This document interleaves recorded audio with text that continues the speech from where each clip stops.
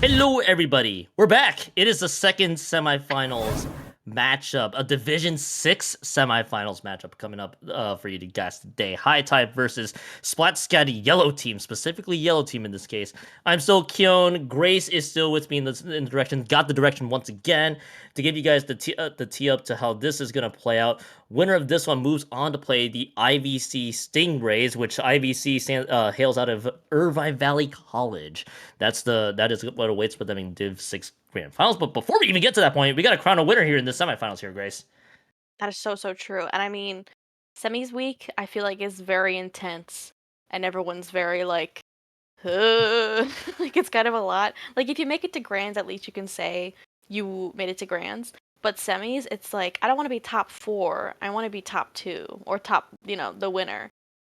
So going into this, tensions are high, very little awkward. But kind of looking at how both of them did in quarterfinals, like they won pretty convincingly. I think the closest kind of we saw there was SplatSCAD Yellows kind of against the High Tide Terps, but still like good on them. So going into this, I think that they're probably both feeling good. Like, yeah, we won that first one, yeah. But then going into fighting each other, you're probably like, oh no, like it's getting real, and like you're sweating. I'm always sweaty whenever I'm like nervous about a set, so I think everyone's sweating. That's my headcanon. Tensions are extremely high at this point. To give you guys an idea of what we're dealing with, High Tide winners of the DePaul Chicago team. I'm actually trying to get the full team name here. Chicago Trans Inc. Authority, which is a great team name. I'm not gonna lie. They won that set 5-1 in quarters, and then SplatSCAD Yellow Team. You know they're two winner one against High Tide Terps, hailing out of Maryland, by the way, for context. 5-3. So we're gonna load in. By the way, same map list. It's Undertow Tower Control from the previous side. So what are we doing with teams? Because it's High Tide on the orange side, SplatSCAD Yellow Team's on blue. Taking a look at the weapons to get us going here, Grace. What do you see so far? I am very interested in both of these comps. Basil here, we were talking about how we know and love Basil there on Moonlight, but this Basil also sporting the leader. Okay, I see you. I see you. Maybe probably a Basil fan. And if they're not, you gotta look up Basil. But on the side of High Tide here, the decap, very good. You already know the flank, the pressure with the bubbles as well here, especially on tower. But I mean, they're gonna go 3 down here in this opening, already cracking that first checkpoint. And I mean, the Dynamo.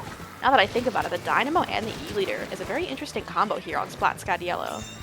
I'm actually kind of curious to see how this layout is going to work. The Dino being the primary cooler options, fascinating right now. It's going to be a full wipeout.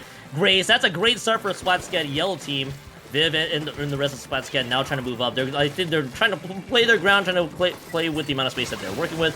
They understand the assignment, though. They are approaching the second checkpoint, and it is going to be Java moving right along, and that will be the pick onto Basil with the mid decap. This is going to be the punish there onto Viv. Going to be a 2-for-1 trade. 2 members down on both sides, and that will stall the push out. 55 points remaining is the score, and SplatSCAD Yellow Team got a good initial first push going, and it's going to be mowed down by the tower.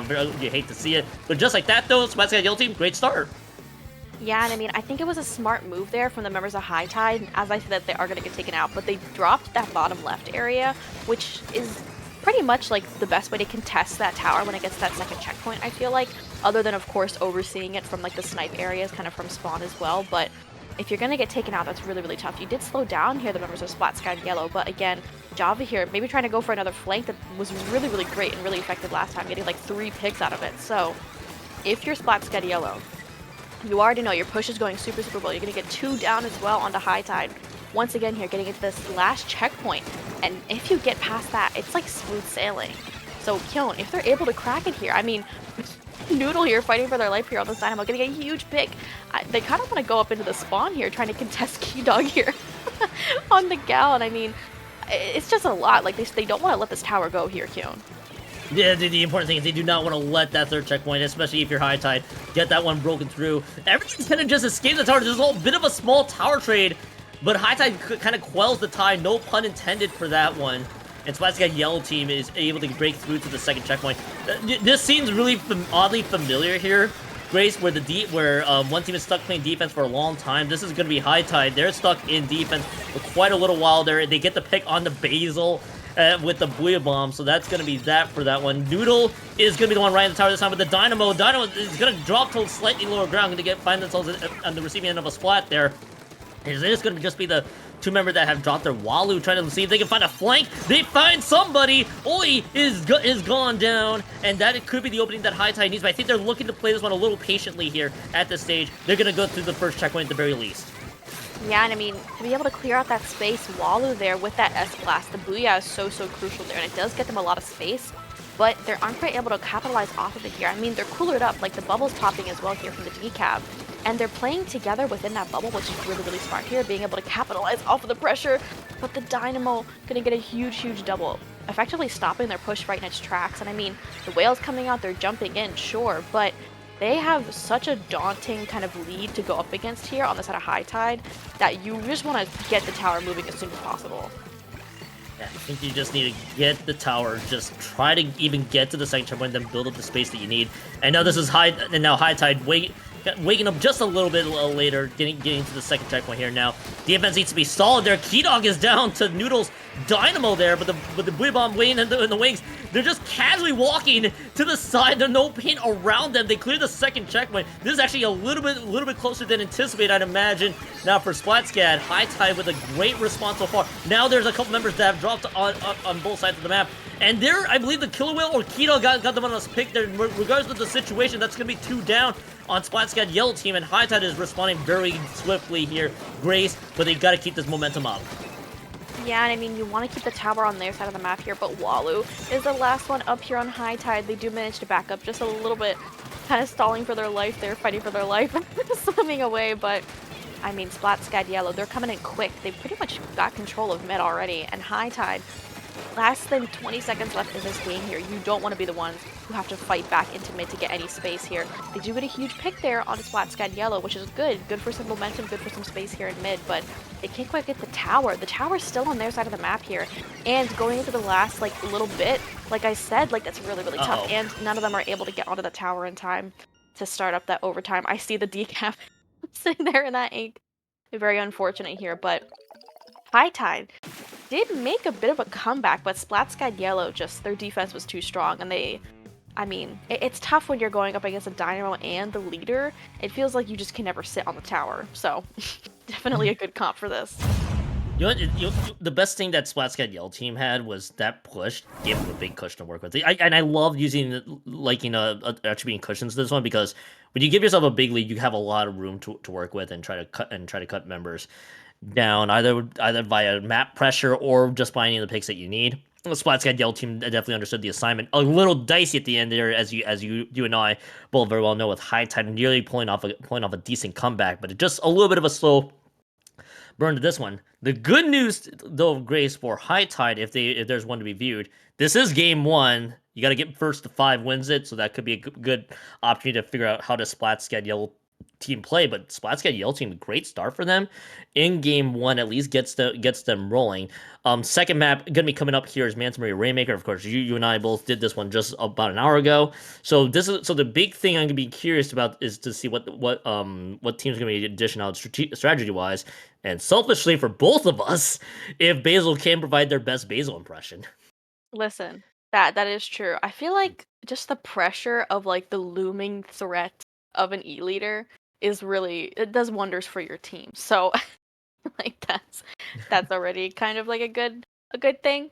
But the Dynamo too, I'm just thinking about, like, what an interesting comp, and it worked. Like, I feel like usually folks kind of don't want to have, like, two anchory slower weapons together, especially with E-leader and Dynamo. They're, like, real slow. Like, considering all the slow weapons, they're real slow. I mean, you chuck a bomb at their feet, they just have to eat it. I mean, it's really tough, kind of.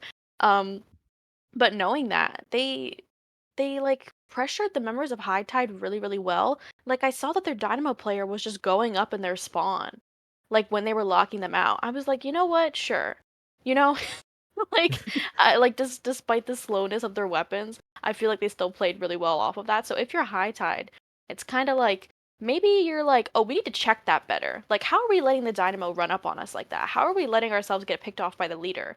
Like, we need to be doing a better job of keeping those kind of things in check. And I think going into Rainmaker, we might see a weapon change difference, but if we see the same comp, I'm thinking High Tide here is definitely gonna adapt to that a bit better. Wouldn't be shocked if there's some minor gameplay tweaks that we get to see from High Tide. This is a really good High Tide team, by the way. I don't know if I mentioned it earlier. A 5-0 team out of finishing first out of Group 1, and SplatSCAD yellow team. I think they finished second in 4-1 out of Group 2 in Division 6. So we got two really good teams coming up here. So I want to see. I wouldn't be shocked if High Tide does make some adjustments. It's a bit of a slow start, but you kind of got the sense from how Game 1 played out. Is High Tide, I think, started to slowly figure it out, but then because the deficit was just too big, it was just a bit much. So now they're starting off with a clean slate. Now they got to change modes. It's Rainmaker, Manta Maria, so it's gonna be interesting to see how this works. Now I am being informed possible player swaps are coming up, so we do have a little bit of extra time to talk through some of these things here, Grace. But you know what? So I'm gonna break the ice. We're gonna break the ice here, if you don't mind me here, Grace, on this one. So Yeah. the reason why us CCA commentators were kind of giggling at Basil, for those who are wondering, you literally just alluded to. Basil was literally playing with the actual Basil that everybody knows from the competitive scene. For those who are tuning in from Collegiate, one of the most fantastic backline players we've seen in recent times playing in Moonlight right now. There and Moonlight actually I think qualified for Ludi Divex on the other side here. So I'm sure this is a pure coincidence. I think the people in SplatSCAD doesn't actually realize there's an actual Basil who's really good in Moonlight, but if they can keep that impression up, Grace, I want to see it personally. Listen, I would love to see it. I'm already a fan. I also think Basil is a super sweet name. Like when you hear it, it just makes you happy. You're like, yeah, I do Oh like no! that brand. Oh, Basil would Oh. never play NZAP. Never. No, I'm kidding. I mean, I think I'm thinking about it. Talk about playing fast. Like I talked about how they were a little bit kind of Yeah. slow there. And I mean that aided them very well because they played a little bit stally there for the members of High Tide. They couldn't quite get in. Oh my gosh. Speaking of getting in, I can't even finish my Whoa. sentence here. They're already gonna get 3 down on the members here of SplatSCAD Yellow. Noodle here stuck, and they're gonna get completely wiped out here. They haven't even popped the Rainmaker yet, and they've already wiped them out here, Kyung. Huge Yeah, start that was from really here. That was really quick there for sure, and you know there too. High Tide, I think they started recognizing the quick adjustments they need to make there. Checkpoint just cleared at the nick of time. Here's Basil on the zap, which okay, now they've instantly lost the impression game, but that's all right. The SplatSCAD Basil did a great job pulling the line there. They got the clear being used. Everybody can now move forward in that situation. I want to see how the rest of the team plays. Viv gets a nice little pick on the Walu, and I think there might have been a stray shot that was being fired. A lot of gold ink on the floor here for High Tide. Whale picks off a member. A little unfortunate there. Only drops 1-for-1 trade. 10 points only cashed in for SplatSCAD Yellow team. This is probably going to be the drop. Nope, it will not be. Spoke too soon. 35 seconds left to go. They might be looking for the very bold right checkpoint. In fact, this actually might be the correct move, and it will be, again, at the nick of time. The checkpoint's been cleared for both teams. We're back with 2-2 gameplay. Yeah, I mean, no, like you said, that's such a funny way of putting it here. No more, things to check them. I mean, as soon as you make a push here, if you get wiped, it is do or die kind of here, and especially I think the members here of High Tide are feeling it. They're trying to get the members of SplatSCAD Yellow here out of their kind of good areas where they want to be in, kind of like their street, kind of their bunker as well, even mid. Like they're kind of pressuring all sides as well, even from the jump, that cut area as well. SplatSCAD Yellow still has a really good firm hold on mid here. They're going to be coolered up as well this way. Listen, I'm listening to you. I'm listening to you, Noodle. I'm also grabbing that cooler here. And I mean, the Dread's going to go down here. They're coolered up, like I said. They're going to have a lot of pressure here in mid. They are going to go, my gosh, there's a lot of picks here. But like I said, they're going to respawn super, super quickly here. But Viv, knowing that, kind of takes advantage of that and is able to get a huge, huge pick here with their Kraken. So, once again, very, very tight game. Like, I feel like both teams, like, they can't quite get an advantage quite yet because neither of them want to give them the opportunity to go 2 or 3 down here. I think it's kind of what I've alluded to, is looking for the right time to strike. And I usually see this a lot here, as Basil's going to be able to get lead here for SplatSCAD Yellow team, just kind of moving a little bit forward. It's one of those cases where you move a little bit past the checkpoint in that either extent, or you get the lead in that direction. So heads up play by Basil from out of SplatSCAD in this situation. So something that I also just realized here, Grace, is the double cooler come from SplatSCAD, so they can just continue to move fast and aggressive when they need to. Gonna be curious to see if they have been able to take advantage from what I saw. One cooler already being dished on the other end, and a Reef Slider takes out the jumping Dynamo there. I think we're just trying to go into lower ground, just didn't move out fast enough, but Viv has other ideas. There's a double up from Viv's Kraken, and that's going to open up a little bit of space, or actually going to stall out the defense that is much needed. But the Rainmaker bubble, excuse me, has not been popped quite yet until that very moment, and I think SplatSCAD will play a little bit defensively until this exact moment here, Grace. Yeah, and I mean, I think that was a really, really smart play there. I forget which member it was that got us that lead there for the SplatSCAD yellow. Really, really smart, because looking at this, going into the last minute-ish here, Keon, it is a low-scoring game, and neither team can really break out, can't really get past mid, or not even into the street as well. Like, even with like the kind of picks that we're seeing fly around, like both teams, it's still like a neutral position, like a neutral fight at all times. And it feels like maybe somebody needs a flank, maybe somebody needs to make a hero play here, like we just saw Basil get a huge pick there onto the Dread, and Viv following up off of that pressure, getting a huge pick onto the Rainmaker as well. That's going to be the momentum that they need to try to get the lead back in their favor here. But Apollo here, kind of playing like goalkeeper, trying to keep the Rainmaker in their grasp for just a little bit longer here, Keon. But SplatSCAD yellow, they're coolered up, and we know what happens when they're coolered up. It gets pretty nasty. Oh yeah, it can go pretty fast on a dime, and that's gonna be a couple members drop. Just like that, and the recalls are gonna have to be in place. So this is gonna be SplatSCAD. So I think there may have a couple pushes left in the tank, depending on the amount of map pressure that they can dish out here. Otherwise, if the timer gets down to a little bit too far in, it might be their only chance. But that's two members quickly down, but a Kraken and a Trip Strike is available. I think they're waiting for that to be burned right away. Two members are dropped. This is actually going to be a misdirection bit of a push. No, they missed the jump. They like undershot it. And they couldn't pop it in time. Kyon. Oh my gosh. High Tide. That is so devastating. I feel like Viv was ready for them to go that route, so maybe the Kraken would have taken them out anyways. But points fly really fast through that route. Like, I don't even... That could have been the lead. And they... Oh, that is so devastating. Oh my gosh. I'm at a loss. I do not have any words for what transpired there. I think you can feel the pained voices for both of us. I think the tragic part about that sequence too was, I think you pretty much hit it just earlier, was that was not really a safe lead. It was literally if you move just far enough. I saw the vision. That's the worst part too, Grace. I think we both saw the vision. A little bit of a misdirection push. Get everybody focused on the other side of the map. Get the jump in. I wish we had replays with this one. We'll have to check the VODs after the fact. I need to see how far off the jump was. I wonder if they just didn't get enough what's what I'm trying to say. I don't know if they got enough distance on the jump. I think that's really what it was. I think with the way that it missed the jump or it hit just a part of the wall that wasn't painted. It's tragic all the same. The vision was there. That's such a tough way to lose game 2. And hopefully you can shake all that off. But here's the good news though. Well, here's a different news. Not the good news, but a different news. You can see shades of High Tide definitely picking things up. We could be talking about a very different story. We got to move on to game 3 coming up here. I think this is Umami Ruined Zones. High Tide has definitely shown a lot of positivities there. A lot of credit to SplatSCAD for a lot of the recognition of realizing they can get lead with Basil. I think the one picking up that Rainmaker and getting lead for them, and their defense is actually looking pretty solid so far from what I've noticed. Yeah, and like the going on the wall to just get through a little bit onto street to be able to get the lead was really, really smart. I love when folks, you can tell like either they like labbed it before or they're just really experienced carrying the Rainmaker, which if it was Basil makes a lot of sense though, because kind of like, backline or like support usually are the folks picking it up. You do not want your frontline picking it up. Not because I don't trust them. Wink, wink to my frontline teammates. Not that I don't trust you.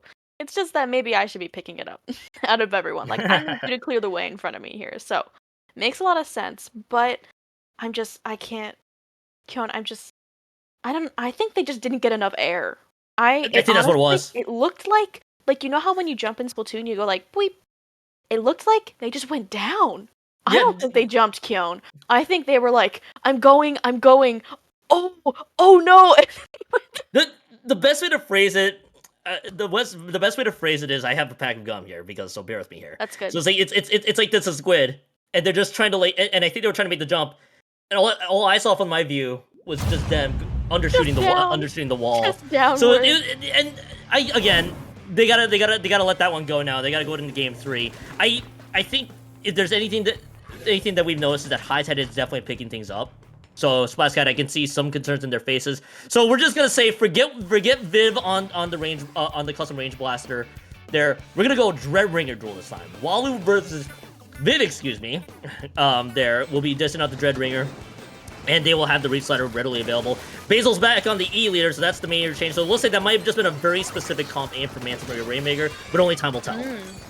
Yeah, I was gonna say, I think the stalliness of the going back to that OG comp there, the Dynamo, the E-Leader, that played itself really well for zones. I feel like the Dynamo swipes, you can clear people out super easily, and the looming threat, like we talked about with Basil there on that E-Leader as well, gives a lot of space here. And even going 2 down here, Basil not giving up quite a lot of ground here. They do get taken out for it there, they do get a little bit punished, but the Wavebreaker as well, marking the members here of High Tide. It's looking to be a pretty good game though for High Tide here. Like I'm seeing the tide turn in their favor in this game. They're getting a pretty good lockout going. The tide is definitely they're in their favor. Okay, I cannot speak English here tonight. That's already a good sign. 40 points remaining is going to be the score there. And they're actually keeping this pressure up really well so far. I'm going to be real here. It's looking really good. Viv is throwing the restart. Has to immediately retreat. All it did, though, is neutralize one zone for about a few seconds before that basically went down. The Heavy Edit has gone down. Lime is down. There's 3 members down from High Tide, but so is an equivalent 2. So there's not gonna, so because of this being a 2-zone map, it's gonna be very tricky to paint the other side of the zone. But I think I see a handful of members retreating back from High Tide, so I think they opted to give this one up. SplatSCAD yellow team gets control of both zones. Major penalty points, but High Tide, they didn't look too phased at all in this one. Yeah, and I mean, I can already see Java here trying to make some waves, talking about all the ocean and the tide puns here. We just gotta keep it up. And the Reef Spider following up off of that pressure, that was an amazing, like gold star play there from Walu, following off of Java's pressure. They get murked. They're gone, Kyon. I mean, still a great play though. They did get the zone. They did get that a little bit of penalty cap there on SplatSCAD yellow. Give some time for them to come back in here, especially with those strikes coming out to further push them back. Oh my gosh.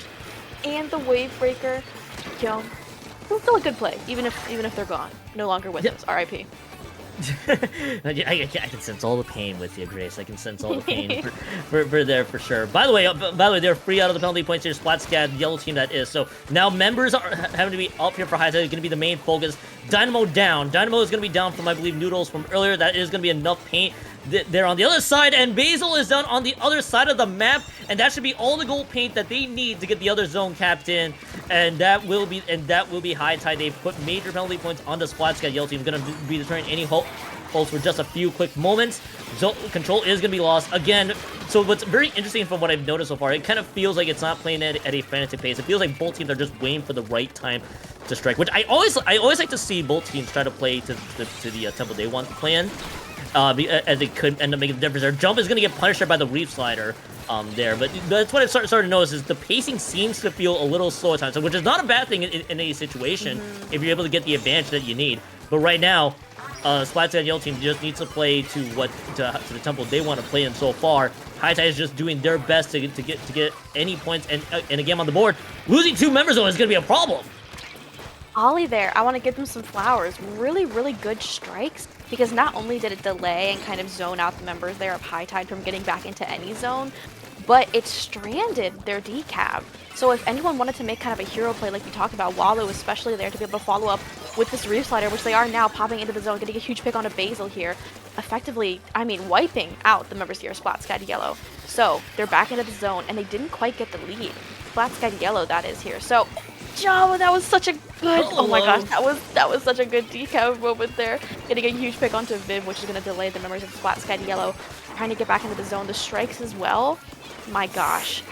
And they don't even need to be having the zone right now because they have the lead. So if you're SplatSCAD Yellow going into this here, you want to get the zone, which they're trying. They're fighting for it here. But I mean, the members of High Tide aren't going to let it go without a fight. 35 seconds left to go on the clock. High Tide has not had both captain zones, so they gotta look for the response right now. They might be looking for the restarter coming up here soon. Cooler is gonna be used. That is gonna be all the aggression that they need. Their main focus right now is to neutralize either zone within the 17 penalty points that they have on the board. The restarter is gonna explode and not find a few, but 2 members are down at a critical time, and it is gonna be 2 members down. If they clear the penalty points, that's gonna be huge. As the restarter is gonna be coming right in, they get the cap of the neutral on one side, 1 member drops on the other end, and it is a battle of gold paint. They get the all-important cap, and now they gotta see if they can get neutral. The neutral is not there in time. The restarter was so timely from High Tide. 2-1 lead. High Tide wins game 3, and this set just got a little interesting. Listen, that was really, really good though. Like I could feel, I don't know, like it was still really close points wise, and it was really close. Like oh my gosh, I love the matching. I love the matching poses, but it felt really close, but it felt like High Tide really found their footing. Like we were seeing remnants of it, especially in the the unfortunate Rainmaker Manta game that we saw. Especially in kind of in game 1 as well there. But that one felt really solid. Like they did give up the zone, there was a lot of give and take, but their coordination was really good. Like I felt like they either kind of realized what they needed to do, maybe the worms in their brain were like, y'all, we need to be fighting together. Or it was like, y'all, how about we flank a little more? Just something like that. Something was their kind of key to success there, but I'm happy to see it. Clapping in a circle for them. They're they're 1-2 in this set here, which I mean already means we're gonna be seeing a game 6, which I'm a fan of. You know what? I would love to see an extended set here so far, and I feel like both teams are actually in interesting ways are pretty evenly matched. Usually, when I see evenly matched games, it really comes down to a few key plays that makes the difference overall. Game 3 was the Reef Slider that gets neutral into one zone, that gets the cap onto the zone that High Tide needed, which I believe the little known thing is I think that also prevented the OT from kicking in unless. In the situation, SplatSCAD, Yellow team gets the cap of both zones, which and that's not gonna be easy with 5 seconds left on that clock. So that could have not been any more timely there to prevent the lead from changing hands. So now you go on to this game 4. That was, by the way, the one key thing. Obviously, the tragic game 2 will the less we talk about that, the better, I'd imagine. But in this situation here, coming into this game 4, which is gonna be Clan Blitz on Museum de Alfonsino, one thing that I've noticed for sure out of both teams is it feels like they are playing a very slow and methodical pace and flow to their game. I think you and I might have picked up on this just a tiny bit because it feels like they're waiting for the right opportunity to strike or trying to look for the correct opening. So instead of like the fast or frantic pace you kind of see in other Splatoon 3 matchups, this one definitely feels like it's a battle of which slow and methodical gameplay wins the best. Yeah, and I think when you're kind of having those like high level kind of thoughts, like not just like, oh, can I skill diff them? Can I win that ego Yeah. fight? Can I do that? Once you get past that, that's where you kind of have to make sure that you're still grounded in your fundamentals, which I kind of saw there. I think SplatSCAD Yellow that last game, they were poking holes in High Tide's kind of hold of mid and the zone because I felt like I noticed High Tide wasn't top mid a lot. Like it felt like every time they got picked off, it was because they were playing for the sides very consistently, like playing on each zone, which I think is good. But you always need to have top mid. Like if a map gives you a top mid, there's a reason, and you should use it. As much as the sides are great, especially for flanking weapons. But I think definitely holding on to like the groundwork of what you know and the flow state of the game, like just make sure that you still keep a hold of that while you're getting into the whole, okay, well, what do we do against them? What do we do into this comp? Before you do that, just make sure you're still grounded in what you kind of already know and what seems simple. What's kind of so we might so I'm going to bring up a big quote unquote controversy here. You know how we usually have divisions, obviously in different leagues. Of course, CCA has their very own. So you sometimes level set divs to you know, how it could equate to how a team plays overall. I think when you something that I usually tend notice here. This is not a bad thing for all you guys that are listening out here. Not a bad thing in this case. Is usually a lot of teams that are getting a feel for each other, especially at the collegiate level. Like somewhat newish, I like to say, or those who are seasoned but just not quite up there in not quite bringing through to the next div echelon. Like to say here is exactly what you noted is the fundamentals need to be kept in check along with along with how you perform as a team as well, and to the tempo that everybody's comfortable with. I want to go back to the fact that both teams are kind of playing in this very slow, methodical tempo, which usually when I see this is usually teams are still trying to get a feel for each other and they're trying to wait for the prime opportunity to strike. So it's a little bit of a departure from the fast and frantic gameplay that we are always seeing here across different places. Just something to know for those who are tuning in. By the way, we're queuing in here. Noodle, by the way, is going to be on the vanilla splat roller. That's going to be the big thing I noticed there. Lime's going to be on the E-Leader. Apollo on the Slosh and Keydog with this N-Zap. What is this almost legitimate confidence here from High Tide? That's actually what I'm kind of intrigued to see here. But otherwise, that's the major change I noticed. Dreadringer sticking with the SplatSCAD. Yeah, and I was going to say, the E-Leader, I'm so shocked by coming out from High Tide. I didn't know that they had that. I didn't know they had that dog in them. I didn't know they had that kind of in their tool belt.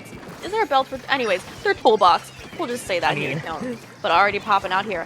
Whoa, a lot of specials. I was gonna say I counted 2, but that was 3. The bubble, the strike, and they're all coolered up here going into this. But Ollie here, they were like, I don't care about your bubble. I'm gonna fight inside of it.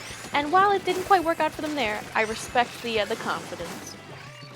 Yeah, you know what? I do respect the confidence, especially just trying to fight as aggressively as they could inside the bubble, just to no success. There, nice little pick there from Lime. That's gonna be into the highlight reel for E-Leader gameplay as Lime's able to get the pick on the Viv. It's just gonna clear up the space here, and it's exactly what I started to notice a little bit is the way both teams are kind of playing. Grace is it's a neutral game at mid. And I think they're looking to wait until you. I think the next play you'll see start time when it's gonna be around 3 or 4 down. Effectively, their Grace. When the team wants to move, or waiting for the right time to just pack all the specials and use them effectively. We see 2 specials that are out for both teams. A bubbles on both sides. We saw a reset on one, and then the other side had the trip strike. They're all just burned, by the way. The Dreadbringer did go down, but they were cooled as well. And it's exactly what I noted there too. 2 members down. I think this is probably their go button for them. They got 3 power clams to correction 2 power. No, there is 3 power clams. There they are. That is available, but they lose 1 member. They lose 3, so that offense is not going to happen quite yet. Yeah, but I mean, Lime, they know how to hold it down here. We saw all those picks that they were getting there, especially around mid, like just peeking out, be able to get all that pressure off. So huge here. And I think they might have gotten a pick or 2, now that I think about it, because there's 2 down here. Make that 3 down, like a little bit of a stagger here on a SplatSCAD yellow. And again, nobody's scored yet here, Keon. Like, we're like halfway into this game. Nobody's scored. They've tried for sure. We saw all the power clams and all of the clams and how High Tide's kind of taking kind of that clam economy here. But no pushes quite yet here. I mean, dare I say, nobody's even really gotten onto each other's plats yet either here. So again, we're seeing a lot of neutral, very similar to kind of how we saw in that first game, where it was very slow, methodical. But when you're fighting against a team who's as equally slow and methodical as you are, you're not going to see any openings. So it might be time to create your own openings here, which is hopefully what we're going to be seeing here in this last kind of 2 minutes or so here, Keon. It's actually, and it's exactly what I was doing there too, Grace. When both teams are playing slow methodical, they're gonna wait for the time to strike when they feel like they're gonna get the advantage, which might be on a 3 members when it's gonna be on a 3 down situation most likely. Because you see all the trading that's happening right here. You kind of see skirmishes that are happening on left and right hand sides of the map. But they only get trades, there's some hesitation within the teams to think, maybe this is not our time to go quite yet. We don't have everybody up. We need to get everybody up. We got to get the specials ready to go. You see 1 member down. Now everybody's slowly moving up, so waiting for the right time to move. And Grace, 3 specials are available. That is the cooler that's available. Dreadbringer, Restar is available. So is the Trip Strikes. And again, still a very neutral game. About 1:27 left to go in the clock.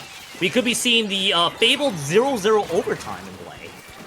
Listen, I mean, anything can happen, and I'm happy to see it. Whatever we do see, but I'm sure both teams here, they definitely want to score before that can happen here, Keon. But again, Lime holding down the fort. It feels like just nobody can pass. Like that's why nobody can get onto each other's plats here, because they're so good at getting each other off of it here. Viv here not able to jump out. They're kind of bait and switch that they do, where they do the reef slider in and then jump right out. They weren't able to get it off in time. So again, I'm seeing High Tide. They're seeing the patterns. They're seeing the kind of habits that the members of SplatSCAD Yellow are getting into, and they're punishing them, which is really, really good and really something that you want to see here going into overtime, especially, which we'll probably see going into overtime here, because in overtime, the habits, those kind of autopilot moments, are definitely going to come out in those high stress situations here. So Kyon, 30 seconds left, 2 down on SplatSCAD Yellow. We might be seeing a push here. Oh, we definitely should be seeing a push. The movement's gonna be there right now. 3 members have gone down. The barrier is broken with 20 seconds left to go on the clock. And that was the opening that they desperately need. High Tide immediately gets all the clams that they need in the basket. And now they bring it home to 42 points remaining. There's not much time left on the clock. And the timer slowly ticking down. 5 seconds left to go on the clock. SplatSCAD's gonna get OT coming up here soon. But now you're down to 42 points remaining here. So you gotta get a lot more. You gotta look for the openings, and exactly what you know. You gotta find the room that you need. You gotta start looking for the chances you can find. 4 members are down from High Tide. They're playing super defensively right now. Basil is still trying to hold the fort with their pencil, but I don't think the opening's quite there. Viv is not gonna even find anything with the reslider, so the opening just never materialized. All it took was one push with the last 30 seconds. All you needed. High Tide ties up the set 2-2. Dang. Listen, that means we're gonna see at least a game 7. Game 6. If game 6 is so good, why isn't there a game 7? And dare I say, we already know. It's already gonna be coming out. Again, I love the matching poses there. But really, really solid. Like, I felt like the slow and methodical, they out slow and methodical SplatSCAD Yellow there, where it felt like they were both like, the entire game, it just felt like they were feeling each other out and being like, what if I do this? Oh, oh no, that didn't work. Oh, what if I do this? Oh, that didn't work either. But then finally at the end there, it all came to fruition. Especially with the bubble, with the jumps, always such a good play, because I feel like a lot of the time, whoever's holding the power clam, they usually get splatted pretty quick because all the eyes are on them. There's literally a big thing on the map and in front of your face on the screen that tells you this person's gonna score. They're gonna do it. You better stop them.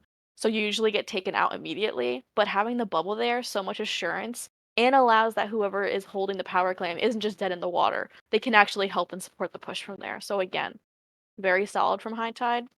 Very good. And SplatSCAD Yellow, though, they did wait them out for forever. So both teams still very. Of course, it's neck and neck because, as you can see, it's literally 2-2. So I'm expecting similar energy in these next few games here, Kyon. I think this 4th game could be summed up pretty well. Is the openings that both teams are trying to identify there. I know there too. It would take a 3-down situation for both teams to feel comfortable pushing forward. And I feel like for any team that's trying to get their feet wet here in Collegiate Splatoon, I think that's to be expected. I think that's a good thing in this situation, because you're trying to get a feel for when your openings are going to be there as a team. I got to give a huge shout out to Java. I think that was the one on the decap that found the opening and got 2 picks, which really, that's all you needed at that point. With the time ticking down, just get a push on the board and just recognize, all right, we can get a push started, and that's all we need from there. So you go to oh yeah, everybody's favorite counter pick, duh. It's Inkplot Tower Control, if I'm not mistaken, for game number 5 coming up here, and this is gonna be intriguing. So if you guys were here for this Division 3 matchup, we had one team that opted to play waiting for the right time to strike until they were able to find one with a few Zuka shots. In this game, I wouldn't be shocked if we do see the same, where both teams are just waiting for the right time to move and look for those important 3 or 4 down situations and see if they can capitalize off of it. That's very true. And especially on TC Inkblot, though, I want to see both of these teams bring out like harder offenses. Like it feels like they play kind of safe, if that makes sense. Like I'm not seeing like a lot of risks all the time, which I think makes sense. It's semis, like you want to play it safe here, especially. But for TC Inkblot, I think he kind of demands it. Like you need to demand space. You need to be able to push up, take their space specifically. Like it's not just being able to maintain mid, be able to wait and see whether or not they're gonna poke holes into your defense, so then you can poke holes into their defense. It's less of a mind game, and I think TC Inkblot is more brute forcey. I think it can be more mind gamey too, but I think again, if you're going up against somebody or a team rather, who's just like you, I think something has to give. I'm assuming the team that's going to win here is the one that brings out more picks, more pressure, and more forward-facing offense here for TC Inkblot specifically.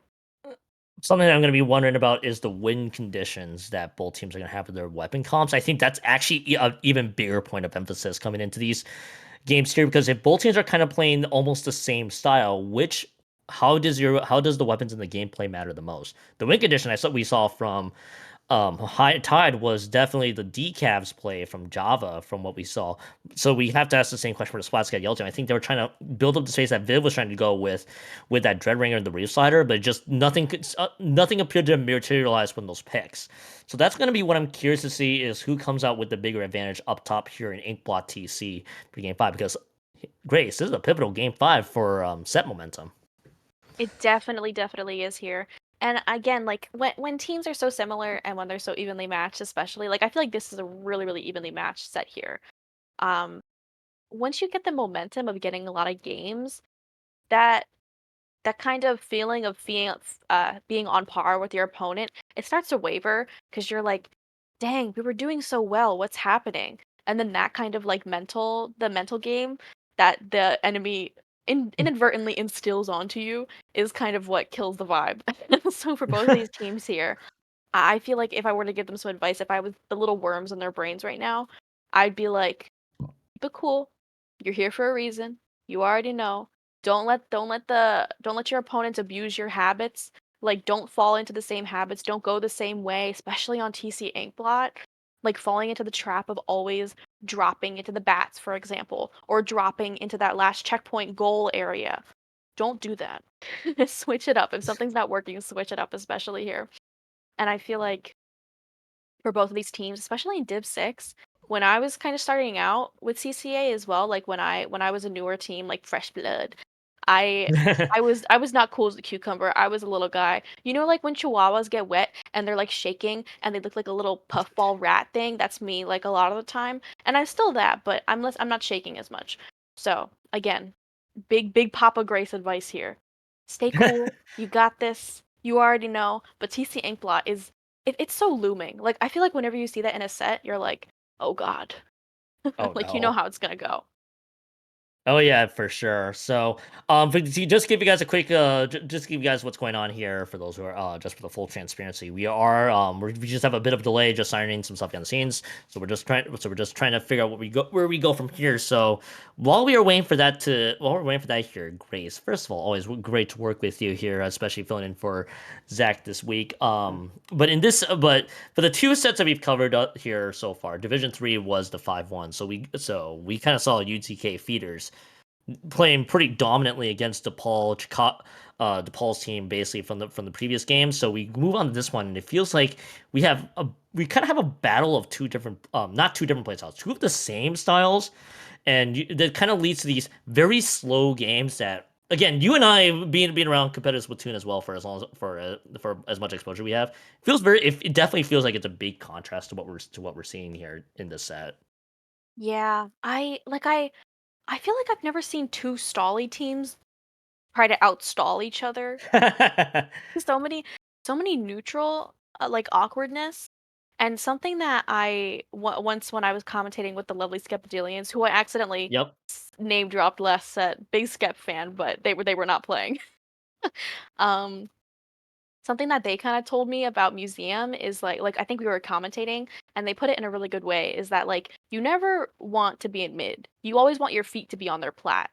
Like you always want Sure. to be playing to be there, play for that advantage, play for the space as well. So it's like oh going going from that I think I don't know, like thinking about that in my head and then seeing that last game, it was it was very interesting. But it wasn't like either team was doing anything wrong either. Like No. it wasn't like they were outstalling each other. Like they were keeping each other in check. Like it was like a series of like checks and balances where it was like you give the decav a little bit of room, but then you take them out. Or you give the dread a little bit of room. You let them get the reef slider off, but then you collapse back in on them. It was just very smart. Like they kind of like it kind of felt like they were always aware of the flow of the game and what was going to happen next. Like oh, they have the bubble. They're probably gonna bubble close to our plat. Let's get them. And then like it just kind of went from there. But again, TC Inkblot, that's a whole nother beast. And I think that's not quite I think that's not quite gonna cut it for TC Inkblot. Like you have to play a little more offensively, which is kind of what I talked about before, but especially not playing to see what they do. You have to play to do something and then see what they do in response to you. You can't always be responsively or playing off of what they do. You can't always be the one adapting. You have to make them adapt to you too. And this is actually so it kind of raises that interesting point. I know Game 4 we talk about that a lot, but it really does feel like it's a showcase of there's the outstalling of one another basically. But I extended it further. Like, I mentioned a handful of times, but it's like it's waiting for the perfect opportunity to strike. You know how you're just trying to strive for that perfect perfection of, oh my god, we got the 3 or 4 down, we got the wipeout. That means go go go. Then these 2 members, and then all of a sudden, quick retreat. You got to reset everything back. Don't try to push the objective, that sort of thing. And I feel like that's kind of what we saw out of Game 4. And when you go to a very different mode in Game 5 with tower control, and it may not likely cut it. And I think everybody would love to see some aggression be played on the board, but it has to be what I like to call controlled aggression here, Grace. As we're out of delay here, thanks everybody for bearing with us while we're trying to get stuff all squared away so far as we're about to queue right back into this one. High Tide and SplatSCAD, again, 2-2 tie. We take a look at the weapons here. I don't think there's really much that strikes out. I think it might be just the same weapon comp, so Grace, I think the focus is there. Who gets the aggressive play out next, or who gets the advantage? Yeah, and I see Apollo here already going for a really aggressive play that they want to try to get this stack here, but they're going to go down. Oh my gosh, they're Viv able to get a huge pick onto them there, and their friends were able to get a huge pick there onto another member of High Tide. So already an advantage here, Viv being able to push up here already onto the plat. They're going to pressure this E-leader, especially being able to take out that backline, poke so many holes there into their defense. The strikes do come out, but they get taken out as well here, Keon. A lot of back and forth, kind of like I said, they're keeping each other in check. And 2 down. Oh my gosh, on to SplatSCAD yellow here. Good opening push though, like very solid here, but the members of High Tide don't want to let it go any further than that for now. Yeah, you want to get it down to 70 points. They haven't even approached the bats yet. Is a pretty important thing. Is pretty important so far. As we're about to see, kind of just how both teams are kind of faring right along. You can see the trip checks are available, and so they're looking. So it looks like from what we see from the gameplay, Viv and Oli are definitely the ones to keep an eye out on for winning out their fights. Oli by the way going down, and the splat bomb gets the explosion. It's the big on the Viv, so that's likely gonna stall out this push that's gonna be coming out here soon. I think I may have misspoke there. I thought it was a splat roll in this one. No, it's gonna be the Dynamo by the way coming out here from SplatSCAD. So that is gonna be a cooler that is available for this one. As right now we're down to 70 points remaining. 1 member down on both sides. The Wavebreaker is being used. The bubble I thought it was being used, unless it got shredded there. Unless I'm confused that with the Wavebreaker. It might have been the Wavebreaker icon I'm seeing. I must be seeing things at this evening here. Grace. 2 members are down by the way from High Tide. SplatSCAD's holding the line pretty well here. Yeah, I was gonna say you're seeing shapes and colors here, Keon. You already know. Well, there's a lot of colors. There's a lot going on. It's all right. Ollie here, though, opting to go up onto the bats, which they are able to get their strikes off. Oh, nope, they get taken out. That is so unfortunate. They do get all their strikes out, though, all 3. So that's going to be able to extend the lead here of SplatSCAD Yellow just a little bit, just a wee bit, which is definitely what you want to see here. I think, again, we're seeing similar stall-y kind of styles here, but I'm interested to see how these kind of micro little pushes from SplatSCAD Yellow work out. Because if you're going up against that, if you're High Tide, you're like, well, what if we just get a really big push in response to that here? Especially when they're going to go 2 for 2 here. Oh, wait, but Lime is going to get taken out. That pokes a lot of holes there into High Tide, but once again, I mean, SplatSCAD Yellow, they're staggering as well here, Keon. They're not quite able to keep this push sustained, which I think has to do with that constant aggression there. I think we need to see a little bit more aggression here from both teams, especially High Tide here, if they want to try to get this lead back. To give credit to Viv at the very least, Viv is definitely doing their part to create those openings there for SplatSCAD Yellow team, and it has showed off. So now the question is, who's the response going to be on High Tide? And actually, so yeah, I'm going to be wondering if the decap is going to be the one that's playing this aggression, but they're playing a little bit back, trying to see if they can get a good amount of range. Viv gets the pick on the Java. So that's just the E-leader, the Slosher, and the Zap, the only ones alive out of this lineup so far. And they're just keeping this tower at bay in this middle section. Couple member Java going down again, and it is just the one member down. Two specials are available. The trip strikes are available at this stage. They're gonna try to disperse the rest of the SplatSCAD yellow team. See if they can prevent the switch from materializing. Noodle was trying to find more. We're down to this 1-for-1 trade. Neutral game is right now in play. SplatSCAD will be happy with that any day of the week, but they lose two by themselves. And there's Java. They get the pick. Maybe this is the opening they need, but everybody in high side needs to be in position. Yeah, and I mean, oh my gosh, again, so much scrapping in mid, so much of like a neutral fight always kind of with both of these teams here, even into it's game 5. And TC Inkblot that demands a lot of aggression like we've been talking about, saying like a billion times here, but oh my god, I think that's a pick onto Viv, which is really, really huge to be able to open up High Tide to make a push of their own there. Pretty much like a 3-down stagger situation. Basil is up though, and I can see Nice. Java able to get kind of like that revenge pick there onto Viv, being able to open up a lot of space here, cracking that first checkpoint as well. And they have a good hold of bats already. Java here getting a huge pick onto Ollie as well. Not quite able to get the pick onto Viv, question mark? No, oh wait, they trade! And that enables them to get the lead here. Oh my gosh, Kyone. This is crazy. Basil, oh, hopping onto the tower. You already know. Basil solo pushing it. Will they get a pick? No, they're jumping out. They're gone. It's over. It's over. It's gone just like that. Now, 20 seconds left to go on the clock. SplatSCAD Yelty, they got three specials. So this is a good time. There's like they lose one out of the gate, and now the restart. This is a bit of a discombobulated set of specials, but it leads to 2 members down on both teams. Overtime is going to be in play once they ride this tower, but nobody really in firm position here. Viv is just trying to disperse the rest of the group. E-Lead is just trying to find the picks that they need. They get the OT at the very least. Now the trip tracks are actually going to be used very offensively. Not sure about this one, but we're going to see how this is going to be used. Reslayer is going to be in, but there's Java right in the wings. They won't even get the pick there. There's a brawl happening around the side, and that all of that being said and done, High Tide's defense holds. SplatSCAD Yellow Team has just cut a tad bit short, and High Tide in the last minute takes us to a 3-2 lead for High Tide. Listen, if I already said it before, but I'm gonna say it again. Relatively low scoring game. For TC Inkblot, oh my god, fist bump. Anyways, for TC Inkblot, similar again, like we've been seeing all these Yeah. games.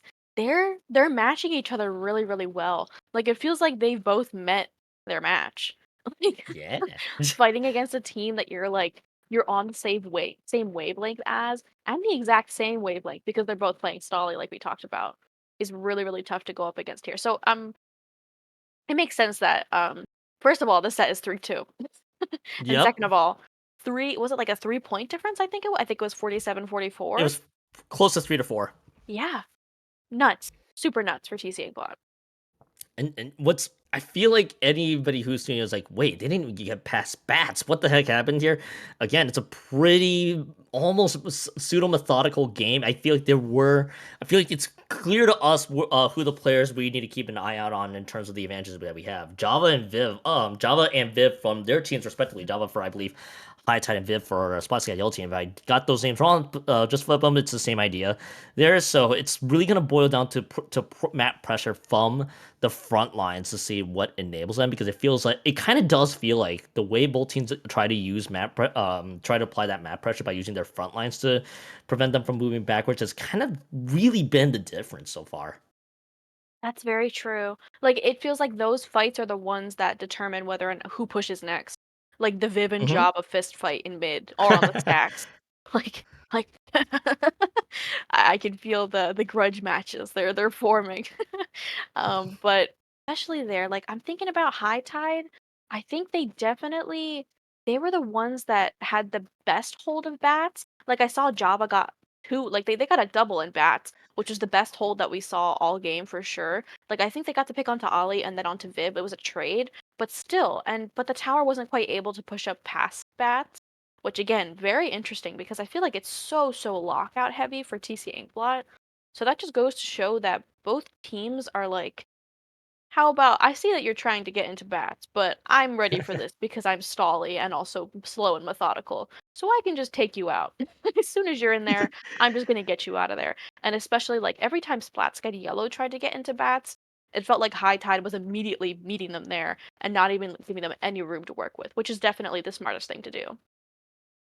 So we move on to Game 6, Scorch Gorge Rainmaker, and we saw in the previous set that that was the set deciding map that kind of covered it all there as well. With obviously our moments that we have that we have noted there. I'm gonna be curious to see how both teams kind of approach this map in particular. We kind of noticed there are two Viv and Java are like the two main players that we'll need to keep eyes on for advantages there because it really does feel like they're trying to weigh out map pressure and see when is it a good time to move rather than being opportunistic. I love an opportunistic game. Don't get me wrong, as well with skirmishes in play.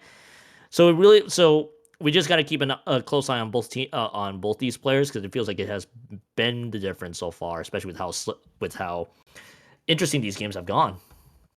Very true. And something I thought about mid-game there was that the name of the game isn't just those two players doing like their fist fight, like I said, fist fights in mid and on stack and stuff, but following up when they win or when they need help with it is also really, really crucial because if they're making all that space for you, you need to take it. Or you need to help them take it so that they can get even more space for you, especially with decaf there, with Java, with the bubble as well. Like, if you give them an inch, they'll take, like, the whole mile. They'll take the whole map. Like, so being able to help them get to that place especially is really, really crucial there, which is why I think they did so well and they won, especially in bats with Java being there. I think their teammates enabled them to get into there, which was definitely, like, the key to victory, I feel. But with SplatSCAD Yellow, I think that they weren't ready for when their teammates were in bats. Like, they were a little bit back. Maybe the tower wasn't there yet or maybe they just weren't ready for them to be that aggressive yet. Especially again when they're so used to stalling each other out. Going from that to, oh, I gotta pick, I'm gonna run into bats. Wait, I just got picked off. Oh, my teams were not there. My teammates were not there with me yet. It's kind of like a staggering little bit of a difference there. So again, very close still. I feel like both teams, they're matching each other's energy like perfectly. So I'm again assuming we're going to see a very, very close game going into this. The lucrative game 6 that I talked about, and then the lucrative game 7 that we are guaranteed as well. Everything is very lucrative in context here, Grace. Don't you worry. There's a lot of I was supposed to say cash money. That's the wrong word. Everything's kind of rich out here now at this No age. money in Splatoon. No, absolutely not. Maybe in order those I forgot what the Splatfest currency was. What is the currency that they give out in Splatfest? I'm trying to remember. I was forgetting the The exact sea terms. snails? I think it might be the sea snails. Maybe is that acceptable?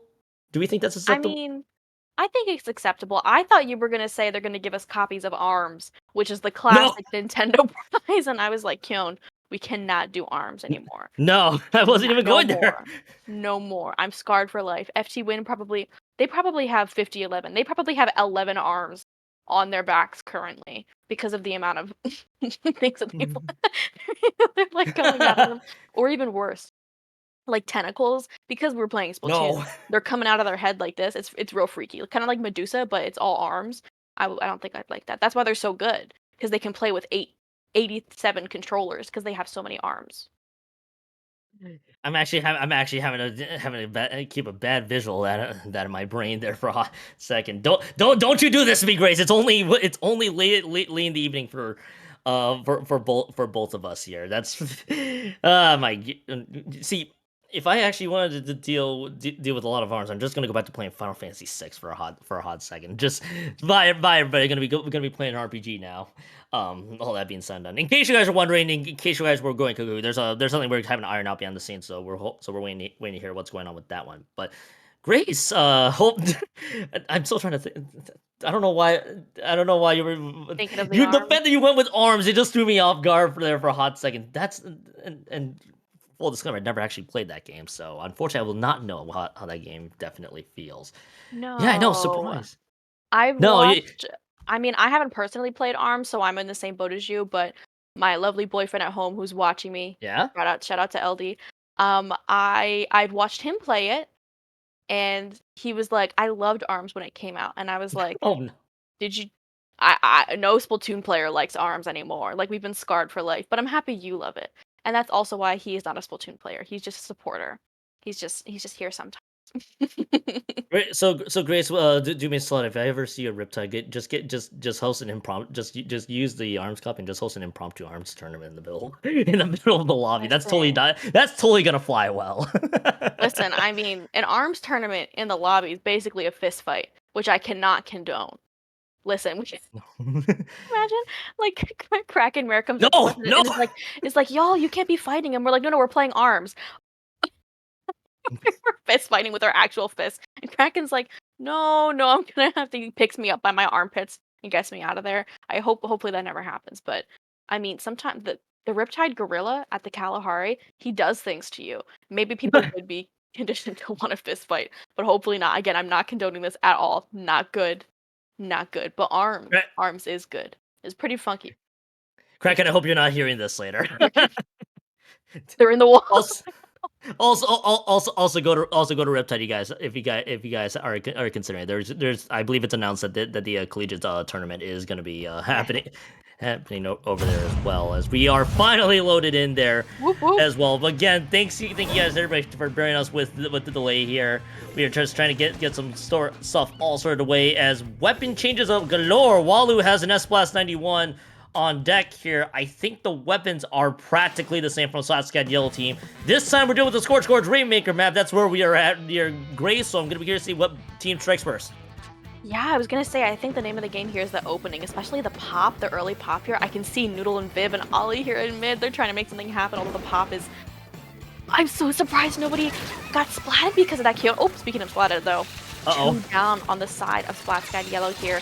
My gosh. I mean, Ollie, though, being able to hold down the fort, though. And I don't even know who took out the Rainmaker there. It's probably Basil there on that leader as well. Going to be able to get a lot of space there in mid with the pop as well here, Kyon. I mean, the members of High Tide are coolered up and the Wavebreaker coming down as well. Talk about a little bit of like a cascading snowball effect going on here. But again, like every time I'm like, oh, they have the advantage, something's going to happen. We're just in a mid-fight forever. It's going to be a neutral for a long time here, I'm expecting, Kyon. I did not expect the rare Rainmaker reset literally 2 centimeters away from its spawn.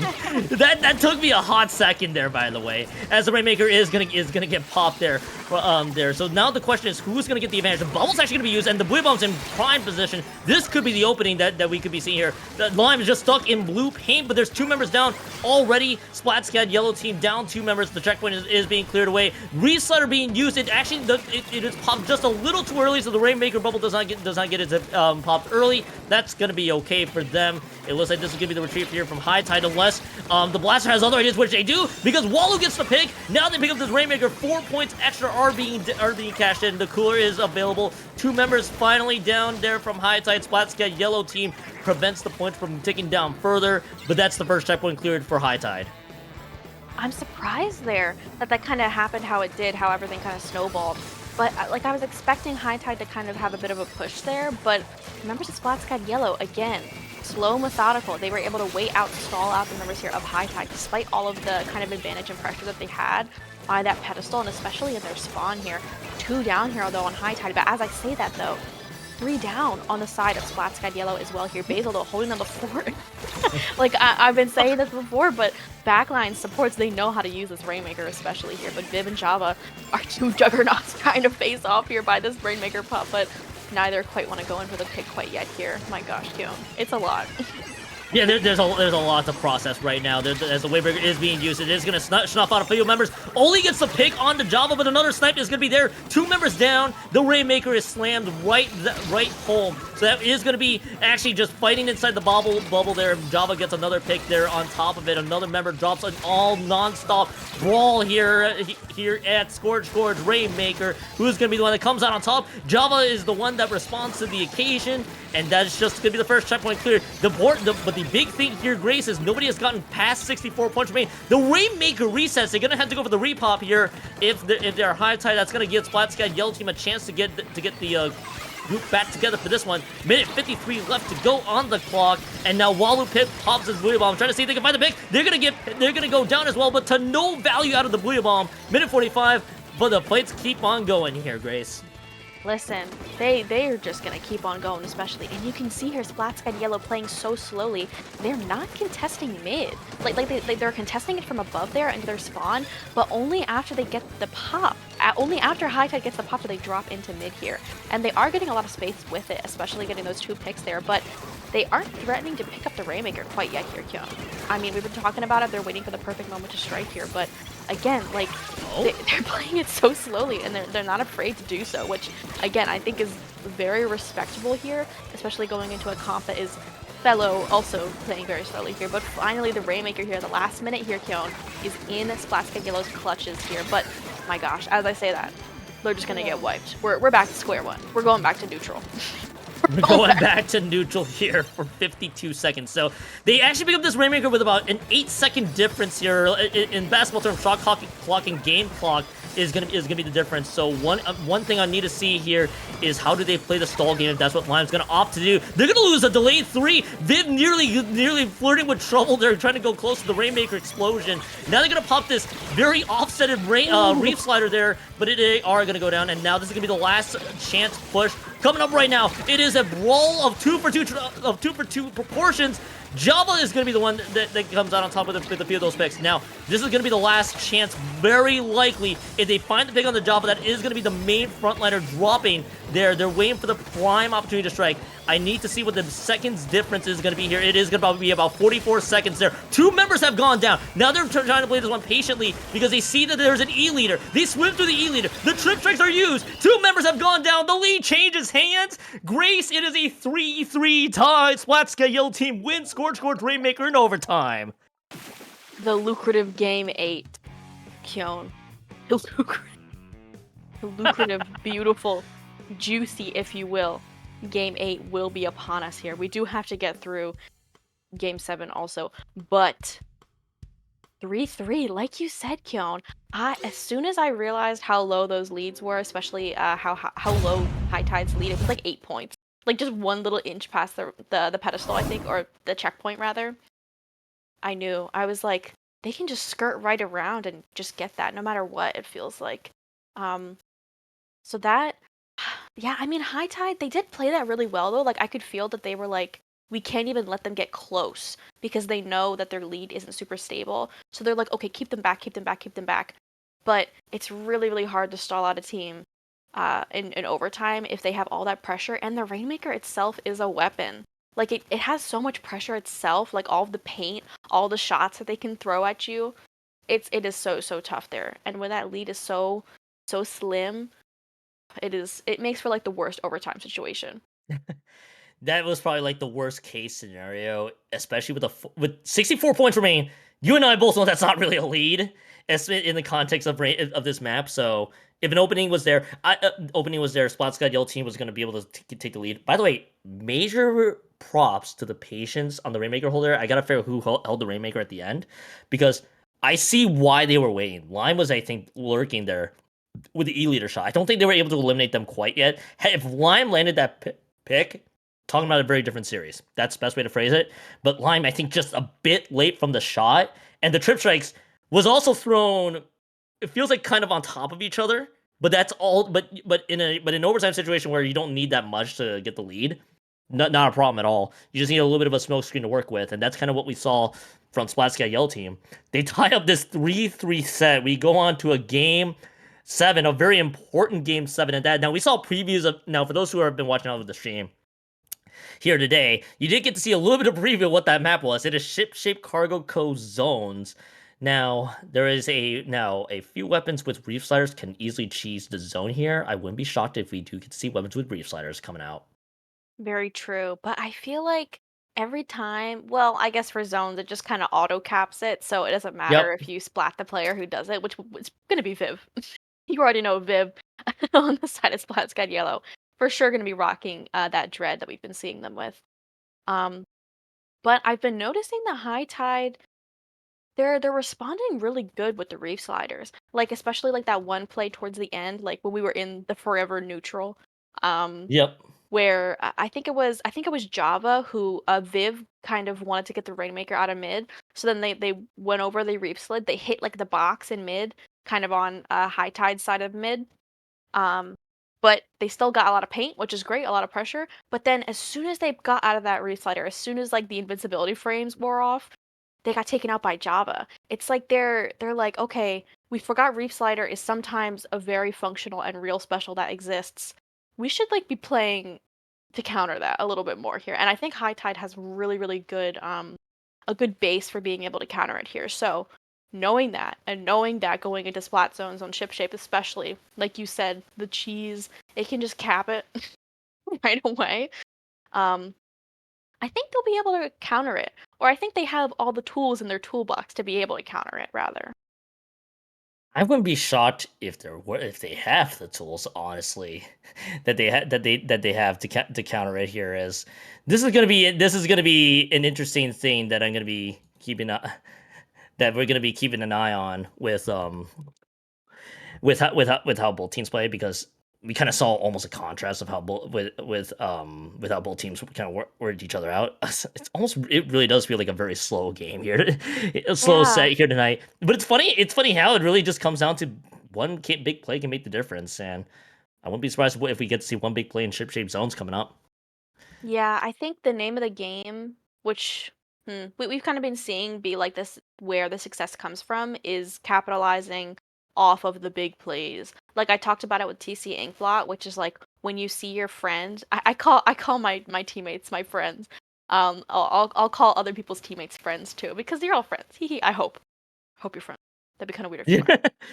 Um, but I mean like it's about being able to get them there in the first place, but also when somebody's popping off, you need to be quick with being like the turnaround of when you hear the excitement in their voice when they get like a double or something, or even if they take the space, or if they get a good flank, or if they're in position to like jump a power clam in.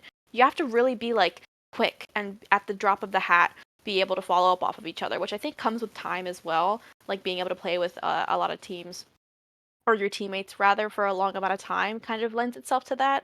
Like if one of my frontliners is popping off and they're so excited, I'm like, "Woo, guys!" Like me on Junior, I'm like, "Yeah, I'm gonna paint your feet, guys, woo!" But like What? still, like that helps, kind of like following up off of each other here. And I think in ship shape too, there's a lot of opportunities for lockouts here. So if your teammate's popping off, if Java gets a huge pick, if Viv gets a huge pick, if Basil gets a collat and it goes crazy and they start flipping out and they do a spin in their chair, like follow up off of that. Like don't play it safe. If you have the momentum, if you have the pressure already, just go with it. You don't have to play it super safe. You don't have to try to stall them out in mid. And I think that's very attractive, especially on zones. You want to stick by the objective. But I implore you to push up.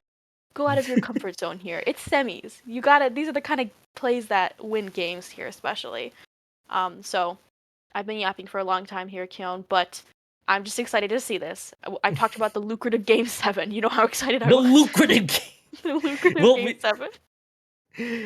Grace, Grace. This is why this is why I like having you. We get. I just love the terms that you got here, by the way. So, so while we're about to load the next map, I think we definitely covered the next map long enough. I want to remind you guys right now. The CCA is actually partnered with the ECAC, the Eastern College Athletic Conference, here for CCA League Season 6. So that is an organization with over 200 member schools across all the divisions. So if you want to learn more, ecac.gg. Keep an eye out on that one. We'll talk more about it here after the set. But right here, we got ourselves a 3-3 set tie coming up here. Important game 7 here, and this is Lime, by the way, on the 96 Gal Deco. What? That's the big change, and I'm gonna be curious to see how this all works out. Apollo on the edit. Lime busting out the Gal. I feel like that sees like no play here, but it makes a lot of sense. Like the Kraken gonna be able to zone kind of the members of SplatSCAD Yellow, maybe back into a good position for their decal to follow up off of it here. Getting a huge pick there onto their pencil. Really, really good start here for High Tide. Gonna be able to get the zone as well here. But we see Viv. Viv is up. Viv is in play. Oh, and they canceled a Reef Slider, and they wiped them out here, Kyon. Such a strong opening here from High Tide. This is where the plays have to be made here. Play as the unit, push up, get those picks, and follow up off of each other's pressure. If Java's popping off, you let them know that they're popping off, and you back them up with it. This is looking a lot more convincing right now for High Tide here. About halfway through the points being cashed in. Now we got to see if there is a return pick here from SplatSCAD. Ollie's actually was in decent possession, but just missed whipped on a few shots there, and it looks like one strike's going to be hitting on the left-hand side. There's the Reefslider flying right in. It's not enough to get the cap onto the zone, but they finally do. Two members have gone down. A very interesting interaction there. Noodle gets the pick onto Lime. About 10 points, cashing a little bit more on top of it. And just like that there, Grays, a great lead overall for High Tide. But SplatSCAD Yellow Team still very much trying to roll right along there, but they are going to be able to take two members out. Should be another zone split coming up here soon, but nice little counter push there from SplatSCAD. High Tide has the big lead. Yeah, and I appreciate how much both of these teams here are playing for that top mid area and using the little jump to be able to get to either side of top mid here. Really, really smart. I feel like not a lot of folks do that. They just kind of fight in the pit, they play in the pit, and then they kind of like forget about the sides a little bit there, which is usually where flanks come in from here. So I'm happy to see both of these teams being able to really make use of the entire map here, which is always a huge plus. But High Tide, once again, they've got a good hold on mid. Like, they've got a good hold on the zone. Ollie here, though, is like, wouldn't it be so crazy if I used all of the things in my toolbox to try to get the zone here? Not quite able to pull it off, though, but that gives room for Noodle to come in with a really, really good play with this bubble as well here. But Lime is like, guys, I'm pretty goated on the Kraken here. Gonna be able to take out Noodle right out from under their bubbles' noses here, and has enough time to go back in and fall back to their teammates as well. I mean, High Tide is playing like a unit here, Keon. They are so solid. This is actually probably the best team play we have seen out of either side so far here. Viv gets a nice little pick onto Java, so it's gonna be 18 points remaining and still counting down just a little bit more. But the question is, can they get the zones cap? Everybody's just chasing for members right now. The Splat Bomb does take out one, and that will be the man disadvantage here. Viv is able to pretty much pressure out High Tide by just a bit. Now they're gonna be out of the penalty points here soon, so this is gonna be a perfect time to see if they can continue this aggression up. Java's gonna have other ideas. They're gonna lose Lime, though, so that it might slow them out for just a tiny bit longer. They're all trying to crawl behind the box. A little bit back to trying to see where they can punish another member into the fray. Lime is trying to swim right in, and it is two members down. No paint support on at all on deck. We're about 37 points remaining and still going through. Walu throws in the Reefslider. Not enough for the cap because they lose two members on their own again. And it will just be the trade that is happening back and forth, we go. 30 points remaining, and it is still SplatSCAD. They're holding the line just firmly. Java takes out a few, but it is just long enough for the lead change, and three members have gone down. High Tide gets the zone back. A minute and 15 left to go, and Grace, that is the lead for SplatSCAD. Oh my gosh, and I mean, Java there, really smart play. Like, they lost the lead there, but I think that was the correct thing to do because they followed up and were able to get all of that pressure, and they 3v1 SplatSCAD there. That was crazy. And the Reefslider going into the Reefslider here, that does, I think, it capped it for a second there for SplatSCAD Yellow. Oh no. But again, Lime here in this Kraken, being able to wreak havoc quite a bit here. But again, High Tide, they have to try to lock out the members of SplatSCAD Yellow here. They do have a bit of a stagger going on, being able to take out the pencil and the roller. Again, a lot of initiation, a lot of support as well from both of those weapons that won't be able to be online here for this push. Oh no, wait, but the bubble, I thought Java was a goner there, but they weren't. Still maintaining this zone here. They are going to go two down here, but the Reefslider coming out from Walu keeps the zone in their favor here. Lime, again, being able to get a huge pick onto the pencil. Really, really smart play. Keeping their position so that they can get that crucial pick here. Even if they lose a little bit of the pressure from that position, still here. Apollo being able to... They were probably turning in their chair with their controller, getting that huge pick onto Ollie here, though. Keon, my gosh, I don't think that they're going to be able to get back into the zone here because they are three down, a little bit of a stagger, and once again, High Tide, solid gameplay here, being able to slightly, like, edge up over the set here, 4-3 against SplatSCAD Yellow. My gosh. Match point coming up here for High Tide is going to be a 4-3 set lead. If SplatSCAD wins Game 8, the fabled Game 9 is approaching us ever so shortly, and that's going to be the interesting thing to keep an eye on. Back and forth we go. Really just came to, honestly, it's really just came down to better team play from High Tide, but SplatSCAD had a fantastic recovery, but then sense of panic, sense of stagger, and all the specials. It kind of really started to show there. It's like, wait, the zone's sticking out, we gotta get the cap, High Tide basically lost lead there, but then they were able to get a swift little recovery at the end, and that's kind of what sealed it in that regard. So love to see that play from High Tide. A lot of props to SplatSCAD for their resilience. Excuse me. Next map gonna be coming up here for game number 8 is Clan Blitz on Mako Mart. This is gonna be a fascinating one to watch. Very fascinating. I'm assuming the roller, of course, is gonna stick. I feel like they love the ledges. Your little ledge goblin, little demons there, you already know. Like on the stacks, even on like the little like under the basket area as well. Even kind of near that top left area where you can jump onto the box to then get towards the enemy spawn as well. A lot of great places for roller. I'd be surprised if we saw it get benched here, especially. Probably Dread as well, or unless some folks want to switch to like a slosher or something. But I'm assuming Dread as well because of the ledges. Same kind of reason there as well. But I mean, Makomart's fun. Like anything can go. The leaders could come back into play as well from both sides because apparently they can both support a leader. But Pencil, I feel like is probably going to be the play there, especially for the extra paint support. The paint output is crazy. You already know on Pencil. There's a reason why it's been in the meta for forever. But other weapons, I feel like anything can still go. But I'm expecting some stuff. But still, it's pretty open ended. I wouldn't be surprised if we do get to see a lot of changes on both ends of the floor here for SplatSCAD and High Tide. I think that's going to be the big thing I want to keep an eye on is the gameplay. We do have a very crazy back and forth here in this best of 9. Again, the winner of just to give you guys a quick recap because it really has felt like it's been an eternity here. Is the winner of this one takes on the IVC Stingrays hailing out of Irvine Valley College. Coming up for Grand. So the winner of this one will have a date with them coming up here in Division 6 Grand Finals. Stakes are even higher for this matchup, and SplatSCAD needs to win to force Game 9 out of this.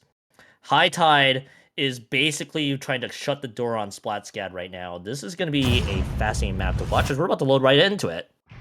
Yeah, Kyon, match point for High Tide here, being able to kind of like again, like it tipped in their favor, but still SplatSCAD Yellow is absolutely not out of this set. It's not over till it's over for them here.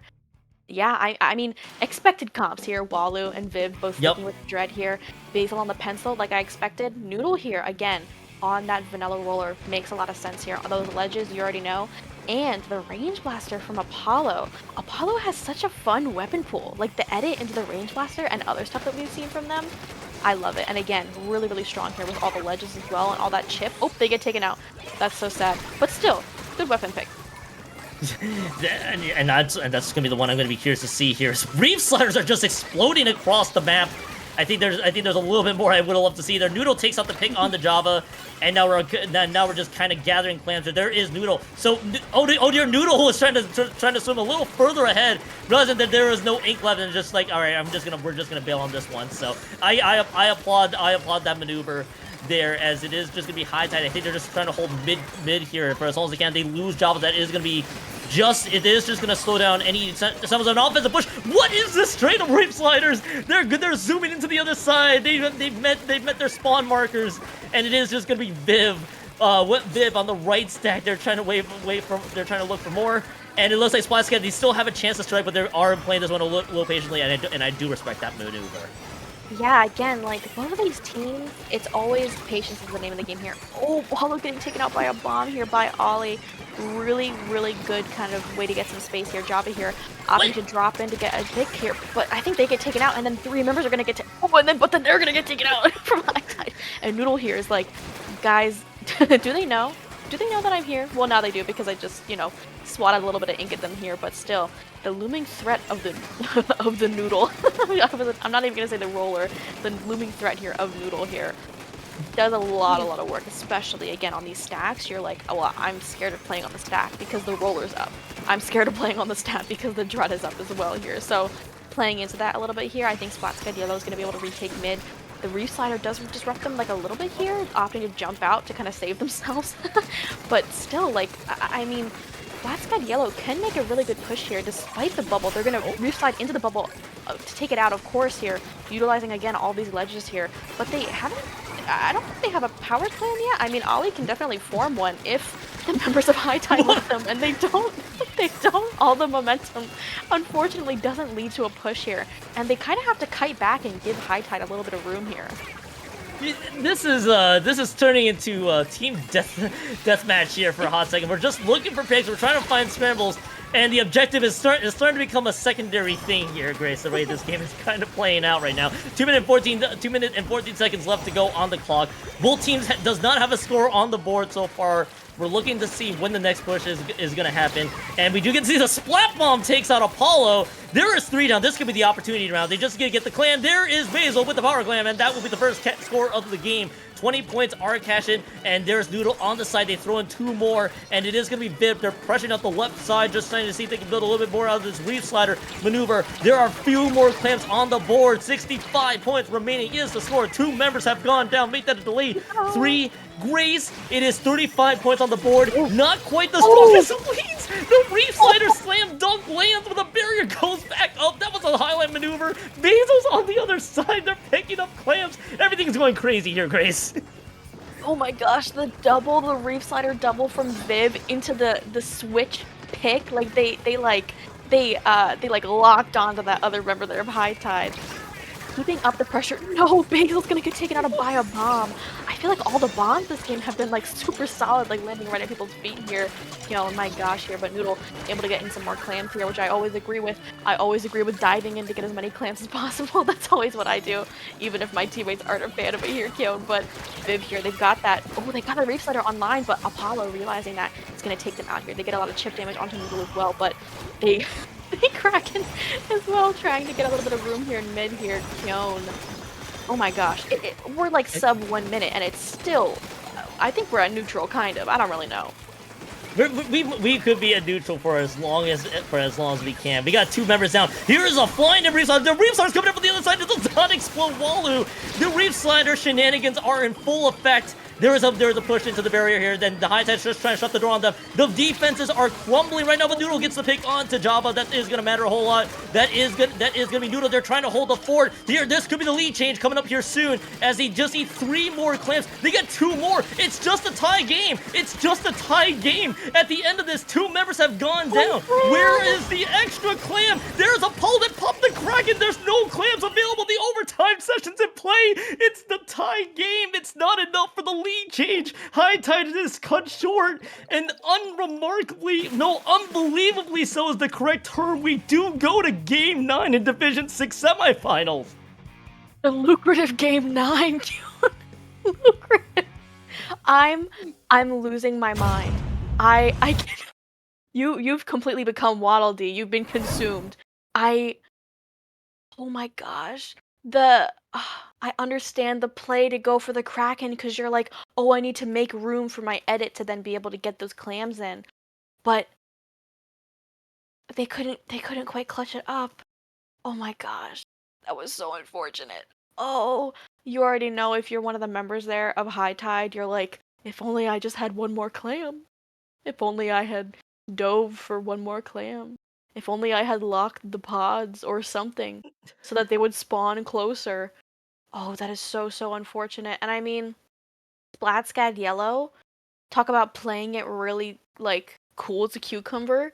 Like, they still got them out. Like, they took out 2 members of High Tide and took out people who were carrying clams and then knew that the edit wasn't going to be able to come in time to be able to get those clams in. I don't even know where they were on the map because wherever they were, they couldn't get to the basket in time. So it was all up to Apollo, and Apollo couldn't do it. I'm out of words here, Grace. I don't even know if my voice can keep going at the rate it's going here.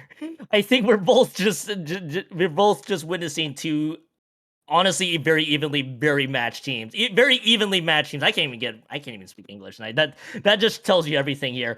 I mean, 1 clam short. All it was the difference there for a lead change. We could be talking about a 5-3, but instead we're going to a decisive Game 9 in Division 6 semifinals.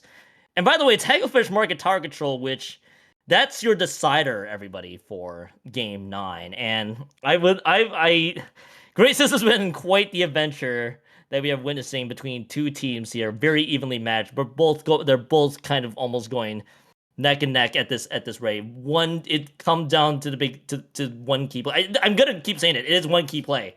One key play made the difference. One clam was the difference here between a set win and this win the distance. Grace, this has been a wild adventure. I want to see what both teams dish out in game 9.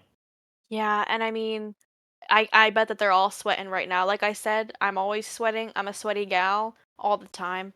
So they're probably sweating, or I'm projecting onto them, and they're gonna be real grossed out listening to this Keon. But anyways, Oh dear. and tower control Hagglefish Market. It makes a lot of sense. I feel like that's once again, it's a kind of a classic. Like I said this before, but it feels like Splatoon 3's TC Inkblot, but also Splatoon 3 has TC Inkblot, so it's kind of but it's still like the same effect there, quite a bit here. But similar comps coming out once again. Apollo opting for the Rapid, which is interesting, but I mean, kind of expected here. And I think just the exact same comp coming out from SplatSCAD Yellow, old reliable, you already know here, and the bubble being really, really good. I mean, both teams have a bubble as well here, but specifically good for tower. And you can already see that both teams are like, all right, well, we got to play for mid. I love playing for mid. I love neutral fights. Both of these teams, they love them. You know what? Everybody's loving the neutral game here. I do not blame it. And honestly, again, we mentioned before a handful of times in the set. Oh no, no, not like I took a this. sip of my Snapple iced tea. Not like this. And What? they're gone. No, They perished. No, Kion, the lucrative game 9. no. They're gone. I'm so sad. Who DC'd? Was it Java?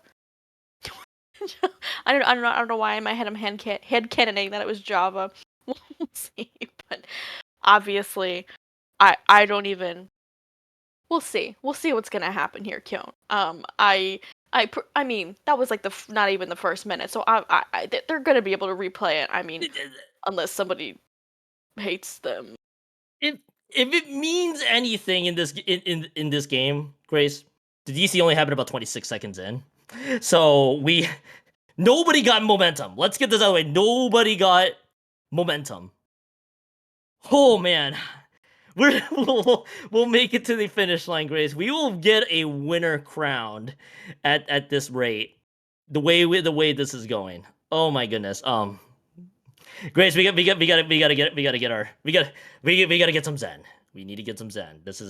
This is all what we're here for. We are here to give you guys Zen and to let you guys know that this is a matchup here to see who plays IVC Stingrays in grand finals. We've say a couple times stakes are high in game 9. We'll get everything all situated away here, Grace. I'm sure it's gonna take some time. Definitely, and I mean because we have all the time in the world, Kyon, you should tell me about that little thing you were talking about earlier. That you Yeah, were like, oh, we'll talk about it after the set. I think now's the time before the let's do lucrative it. game 9. Tell me about it. Tell me about it. Info Right dump. before lucrative game, I'll get you guys what we got here. So we got two things we got to read out to you guys while we got the time, and we're gonna get the stuff all situated away for you guys tuning in. CCA is proud is partnered, excuse me, with the Eastern College Athletic Conference for the CCA League Season 6. The ECAC, or Eastern College Athletic Conference, is an organization with well over 200 member schools across all three NCAA divisions. They are host comprehensive esports league involving over 1,300 teams across 21 game titles. For more information about your school's chance to be involved, go to ecac.gg for more details. I'm going to read out a second one for you, and this one's going to be near and dear to your heart. Inkling Performance Labs, the channel that we are here right now has been a proud partner of the CCA League Season 6. IPL, of course, you of course know by now, Grace, is a tournament organization dedicated to producing and streaming high-quality Splatoon tournaments, hosting events such as Low Ink, Swim or Sink. Might go over there handling swimmer sink duties whenever she can, and SAC. Together with IPL, we're able to give you more streams and coverage of this season. Learn more about IPL by checking out their websites, iplabs.inc, for more details. Those are your two things we're going to read out to you guys right now. And Grace, by the way, this was pure coincidence when we need to find somebody who could slot in for Zach. I like working with you, especially with our previous ventures. You are, of course, the IPL head. That was also the pure coincidence pick. So you got to give a huge shout outs to you, by the way. Listen, I mean, I'm always happy to be here. I recently I hit my 5-year TO anniversary. I started out in January 2020. I may have caused the pandemic with my Oh no. astronomically wonderful TOing abilities. They were not good at the start. It's okay. But yes, I started out with low ink. Hoenn Hero took a chance on me. I didn't have a lot of experience, and now I work with Hoenn to lead IPL. So listen, Yeah. it could start from anyone. I mean, IPL is like the quintessential kind of grassroots org that you have here. So Yeah. again, I mean, I can say on behalf of IPL because I may or may not have written up the blurb that you just said. I I love that we're showcasing Collegiate here. I love that IPL is able to do this. I love our lovely streamer Justin Pipe Dream, who also streams a lot of other stuff. You already know, like Lands, like Yeah. Moody Tonight, Send Out Q Finals, SOS, a bunch of stuff SOS. here.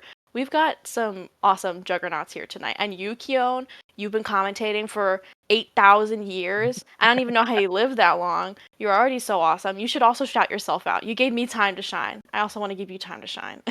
Yeah, I think we're gonna just do this for our last plugs before we hop off for the night here. So I'll just get we're not done yet. We're not done yet. Just to give you guys an idea, we are back. Quickly find me Keon2570, Blue Sky, and Twitch.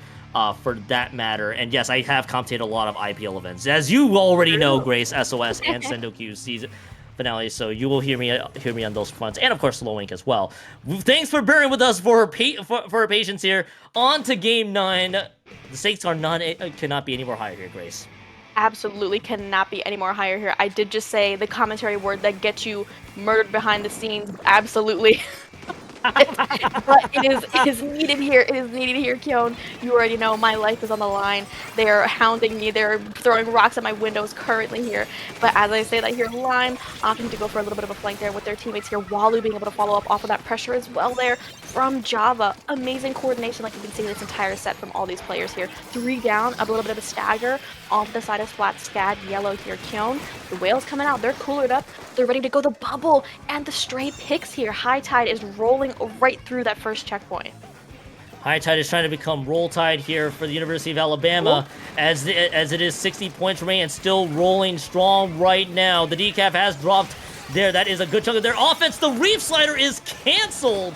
There, they lose 2 members on their own. The treacherous second checkpoint is being breached here, but it is going to be the tower resetting, but just for about a few seconds. Walu is right there with this Dreadbringer. A lot of members are going down left, right, and center. Java the lone, or not the lone one, a couple members alive, and it is going to be the third checkpoint being approached right then and there. A couple members dropping like flies here from SplatSCAD, as it is just the 21 points remaining and still going down. The tower slowly resetting back, but it is 2 members that have dropped, and this actually could be the KO here. Grace here is High Tide is trying to work their way through. The coolers being used. There is the third checkpoint. If they're able to breach through, that is going to be huge, but they lose 2 in what appeared to be a roller pick.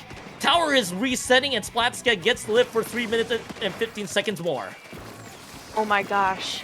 No. That was a really, really solid push there. Like, it felt like it went on forever. Like, it felt like no matter how many picks they went down there, High Tide was super, super solid. Java staring down the barrel there of Ollie's T-Tech. Still being able to hold strong, hold proud as well here, being able to follow up off of their friend's pressure despite them going down here, trying to get a pick onto Viv, and they're successful here. That's going to curb a lot of the momentum that SplatSCAD Yellow has going into their push here. He's not quite able to make it out of mid. And Keon, like we've been saying, match point for both of these teams, the lucrative game 9 here. If you're SplatSCAD Yellow, you really want to get a little bit more momentum going into your push here, but all of the bubbles and all of the positioning from High Tide makes it really hard to break out even from mid. This has been a very, very tough sledding here for SplatSCAD Yellow team, as they have a Reef Slider that is at the ready. The pencil has just gone down, so is the roller. But Walu's Reef Slider gets a pick onto Oli. I cannot believe it. High Tide is able to eliminate 3. Now they're going to be the ones pushing the tower with great abandonment. 2 minutes and 5 seconds left to go on the clock. Viv is going to go down on top of it. Lime, cooler, interesting maneuver there. We're just going to leave it at that. Lime immediately rolls there with the tower on hand. Dreadbringer's going to go down as well. There is a 1-for-1 trade, and now the third checkpoint is being breached here. Checkpoint 3 being being cleared out there. The tower is going to likely reset. There is Walu still lurking large. The Reefstar from the other side does not nail the slam dunk, blows the slam dunk finish, and it is a minute and 34 left to go on the clock. The pick happens there. Noodle gets a find. And all of that being said, on a minute 28 left to go on the clock here. Grace is going to be an interesting finish. The Dread v Dread has been a lot of like the deciding factor on whether or not who's gonna kind of have the next push here.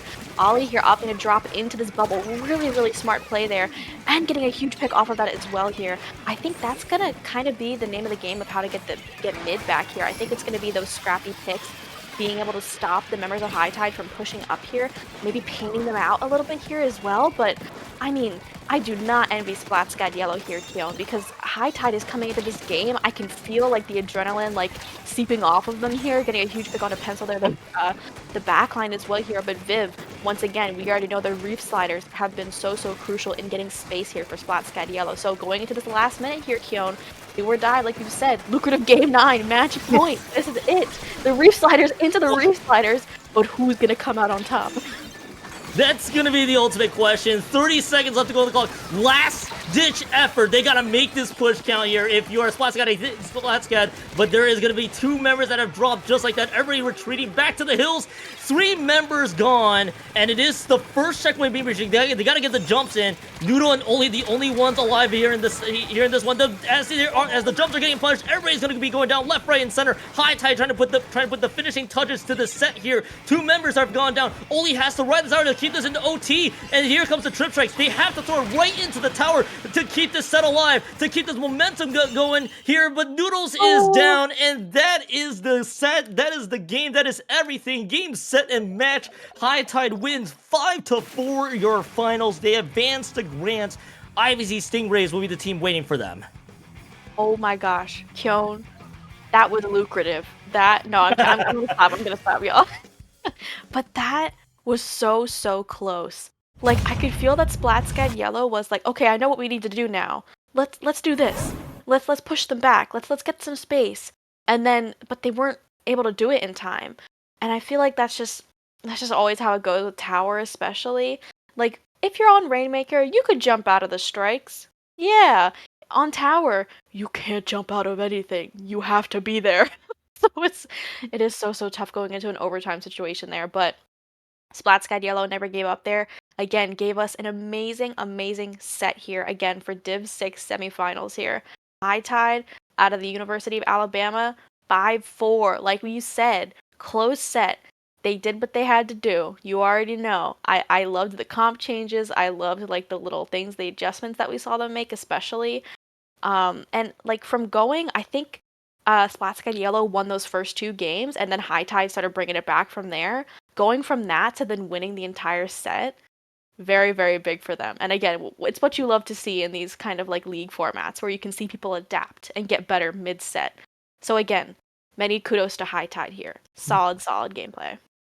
Adaptations really was the name of the game there. SplatSCAD was giving them their biggest scare yet, but High Tide is going to be the team that comes out on top with this one, a 5-4 Game 9 classic, to say the least.